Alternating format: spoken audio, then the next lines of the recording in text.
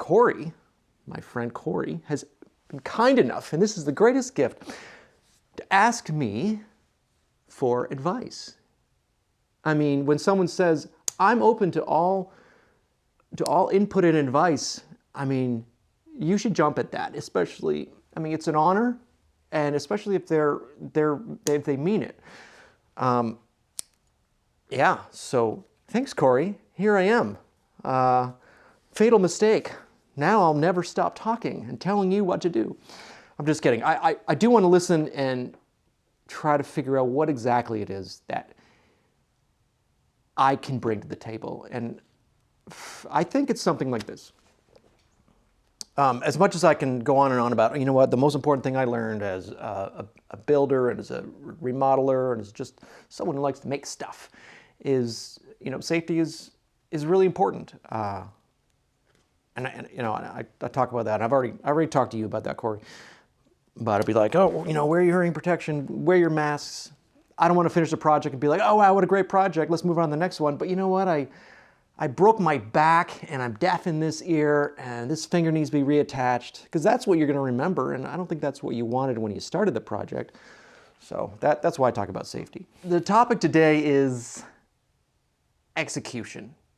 Your day 10, day 20 into your project, and the trouble comes. The trouble comes after, and I got my notes here that says, you know, at the beginning it is exciting. The prospect of a new project is exciting. You know, the designing, the problem solving. That might be the only reason you're doing any of this. That's why I do most things. That initial early progress.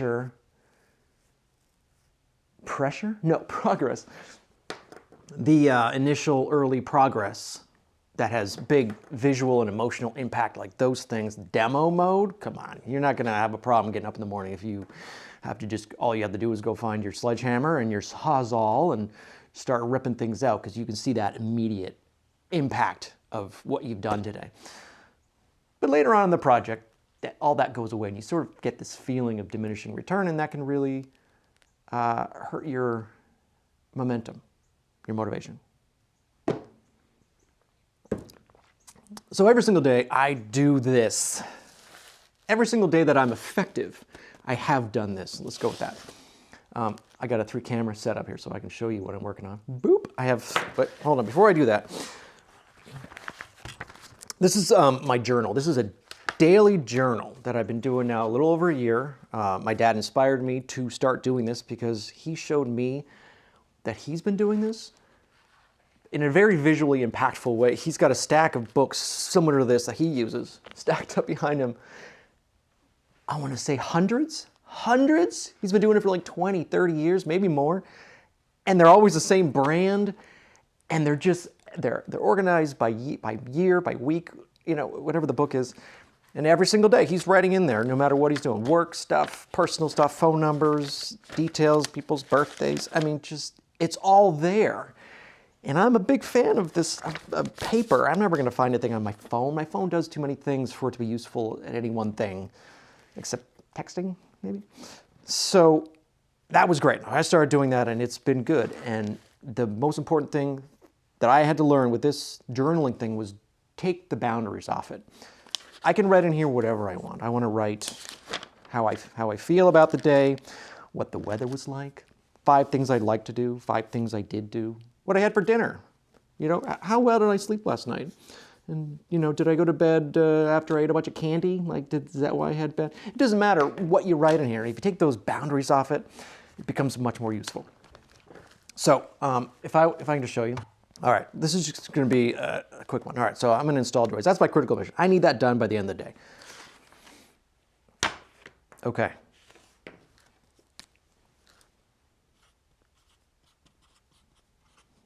Joists. Joists in. Okay, typically I have a bunch of other things on here. Joists in. So what are all the steps I need to do? And I really just want to break it down granularly.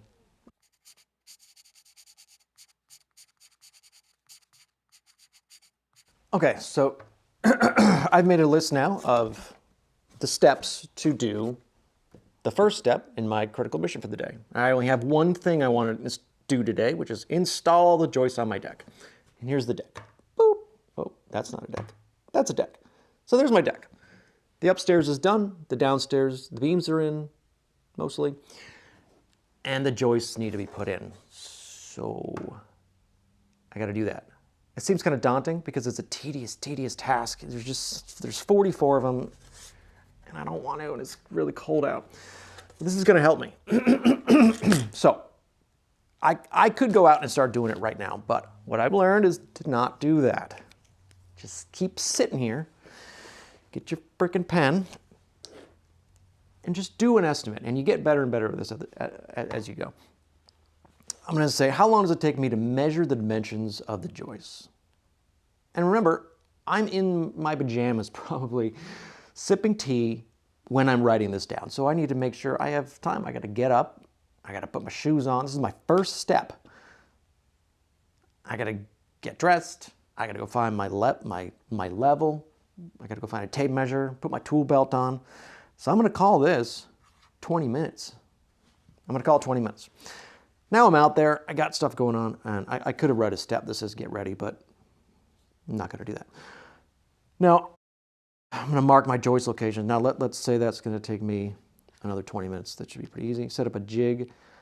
I want to spend a lot of time making sure that jig is right. This is for just cutting the joists. It's not even for the blocking. And then I'm just going to cut one, spend 5 minutes cutting one, maybe adjusting the jig. Go test it. I think everything takes about 5 minutes. If it doesn't take 5 minutes, good for you. Now I need to cut the first row. All right, there's 22 of them. 21, 22, so 22 times. I think it'll probably take me 2 minutes. So let's just call it 45 minutes. I think that's a realistic amount of time. Now I'm going to install. It's probably going to take 10 minutes. Because I want to get the leveling right. I might come up with all these different things I need to do. And then I'm going to install them. So let's just call it 50 minutes. All right, so that means 60. Now I need to cut the second row. I'm going to call it about the same time, and then I'm going to install it in another hour. Now all I did was went through all these and sort of estimated realistically how long it should take someone else or me to do it. And this is really useful, I promise. And then just start adding it up. 1, 2, 3, 4.5, 5. I got 5 hours. Installing the joists should take me 5 hours. Now, obviously, I'm going to have to take a lunch in here at some point. That's pretty good. Now, let's say I look at this. I'm outside. I'm ready to go. And I'm still not, I'm not doing it yet. Let's say it's today, which is 11 o'clock, and instead of doing this work, I'm making a podcast. Why am I doing this? Because it's a distraction.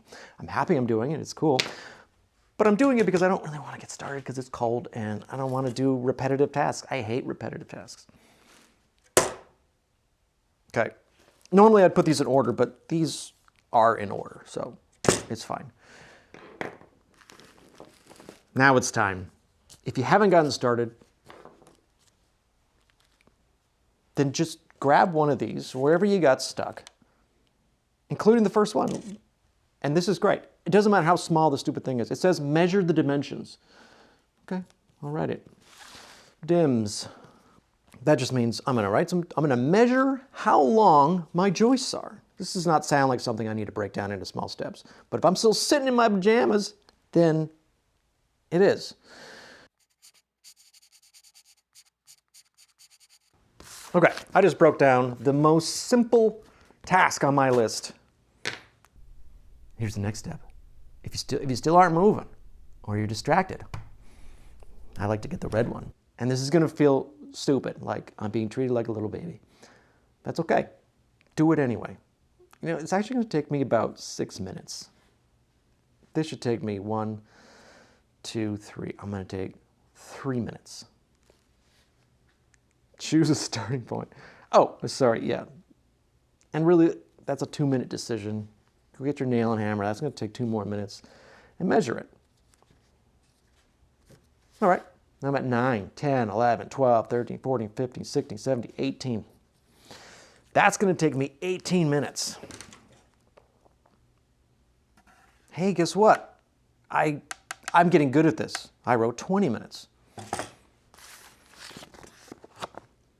Okay, this is important. And what's nice to know is that you're not going to really have to get this granular for the next few steps. This is your first gear. You get up in the morning, you start your car, you're in your first gear. You're not on the highway, so there's no reason to put it in fifth gear and just start fucking installing joists. You don't have to do that. You can start slow and get moving. And once you're moving, before you know it, you're jumping through these and you don't even have time to check them off. And that's cool, as long as you know that these are the steps. And later you can go and look and say, oh yeah, I did absolutely everything. In fact, I did some of these at the same time as the other one. So that's my lesson for today.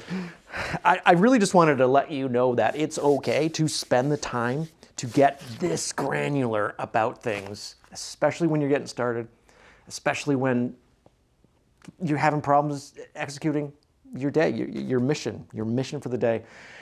Repetitive tasks are going to do it. You know, looming repetitive tasks like this one. Delays or people or distractions causing you to lose momentum. Huge. I mean, it's huge. You can't overlook it. You're not going to be able to task switch from working really hard at something that was hard to get going at and then go do something completely different and come back and be right. It's not going to happen. It's just not right away anyway. Another big one that I just wanted to mention before I wrap this up. This has been going on a long time. If there's an unknown in the future, for instance, any one of these could be, I kind of has a, what do you call it? A yada, yada, yada at the end of it. Like install, that's pretty good. Install, if I don't know what that means, if I haven't made that decision, this might be an unknown. I'm gonna go ahead and take a lunch right here because I kind of overlooked the fact that I don't know what install entails. So I take a lunch, I come back out, and I just stare, and I find myself jammed up. That's when you wipe this board or flip it over, and you do an install. You start from scratch. What are all the little steps? And I'm going to break it apart, and I'm going to find out, oh, I haven't decided whether I'm using nails or screws. I haven't decided whether I'm using joist hangers right now. Or hurricane ties. And do I do that now or later? I haven't decided whether I'm putting blocking in as I go. That's what you're going to find out. That's what this is going to do for you. Over-preparing is fine. I don't know if that's the right term, over-preparing, but doing this gets things done for me, because I find myself losing motivation constantly, and it's always about momentum, because momentum solves it. So, okay, that's my TED Talk for the day. I hope that wasn't the longest video you've ever seen. I don't know if you got something out of it, but thank you for watching. And Corey, really, this video is for you, not because I think you need all of this or I think you're depressed or something. I'm just telling you, it can happen. And this is the answer. At least it is for me. You probably have some input also to help me even make this better, and I'm open to all of it. So thank you. Please write your comments, hopefully not too mean, in the comment section below, and see you later.